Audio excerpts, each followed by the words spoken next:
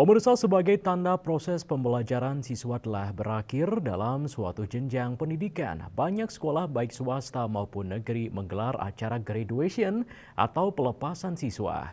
Namun demikian, ada juga yang lebih memilih kegiatan sederhana dan hemat biaya. Meskipun menjadi perdebatan, kegiatan graduation dianggap sebagai suatu momen istimewa untuk mengucap syukur, menyampaikan ucapan terima kasih siswa kepada para guru. Meskipun bukan sebuah keharusan, beberapa sekolah swasta bahkan sekolah negeri masih menyelenggarakan acara graduation atau pelepasan siswa sebagai perayaan kelulusan. Ketua Pengurus Perwakilan Yayasan Pembina Lembaga Pendidikan YPLP PGRI Kota Denpasar, Inengah Made Adnyane mengatakan, para siswa menginginkan sebuah perpisahan yang berkesan, menciptakan sebuah kenangan, momentum terakhir antara siswa dan para guru di lingkungan sekolah. Dengan catatan sesuai dengan batas-batas tertentu serta atas persetujuan siswa.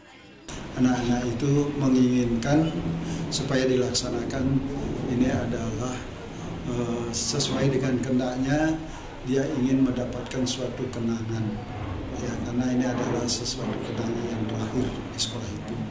Maka untuk sekolah-sekolah SMK pariwisata, kita sih menginginkan anak-anak itu supaya lebih banyak dapat pengalaman. Setelah dia tamat itu dia nanti larinya kemana dia, nah gitu ya.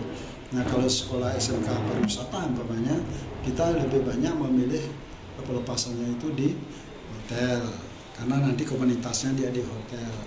Itu bukan berarti kita gagah-gagahan, enggak. Kita memberikan pengalaman sebanyak-banyak kepada siswa sehingga nanti dia mempunyai bekal di mana nanti dia setelah tamat dia melakukan bekerja. Saya kira itu, dan saya sekarang di sekolah-sekolah SMK, SMA dan SMP tetap melaksanakan itu tetapi dalam batas-batas. Hal senada juga disampaikan Kepala SMA Negeri 1 Denpasar. Emrida mengatakan graduation atau pelepasan kelulusan siswa bukan sebuah keharusan bagi sekolah.